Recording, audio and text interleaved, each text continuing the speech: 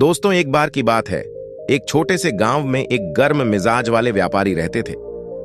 थोड़ी सी बात पर उसका खून खौल उठता था, जिससे न सिर्फ उसके रिश्ते बिगड़ते थे बल्कि खुद को भी बेचैनी होती थी। एक दिन गुस्से के आवेश में उसने बाजार में ही सबके सामने अपने एक रिश्तेदार से तकरार कर ली। शर्म पराई से उसका सिर नीचा हो गया।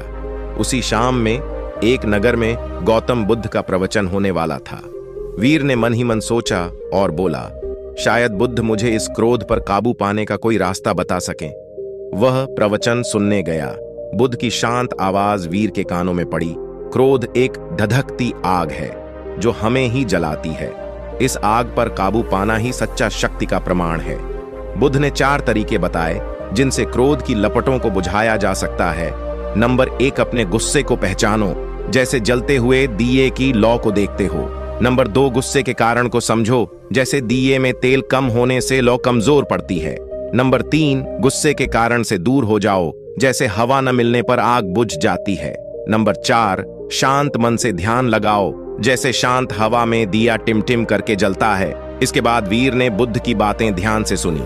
उसे अपनी आदतें समझ आईं, छोटी छोटी बातों पर चिढ़ना, झुंझलाना और फिर गुस्से की आग में सब कुछ भस्म कर देना।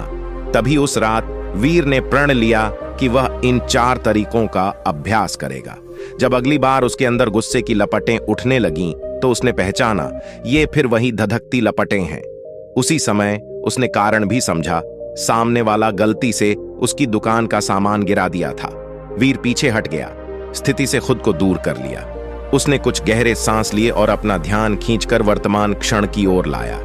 धीरे धीरे गुस्से की लपटें शांत हो गईं। उनकी जगह बुद्ध के बताए शांत दिए की झिलमिली आ गई। धीरे धीरे वीर ने क्रोध पर काबू पाना सीख लिया।